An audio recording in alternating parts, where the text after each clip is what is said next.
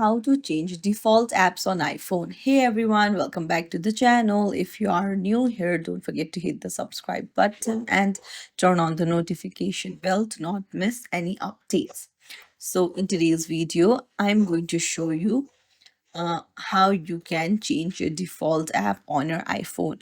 So you can change default app for only some of the apps. What you can do is you can head over to settings, and then let's go to Safari.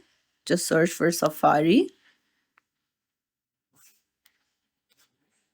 and then you can see default browser app. You can change it to Chrome, Brave, Safari, any app that you have. Then you can head over to General, come back, head over to General, go to Keyboard, and here too you can use choose the keyboard by changing the default setting. And then you can do this for messaging apps, for your navigation apps. So you can go to Maps,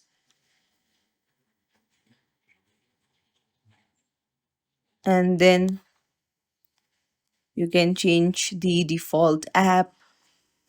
So this is how it works. If you found this tutorial helpful, don't forget to like the video and subscribe to our channel. Thank you.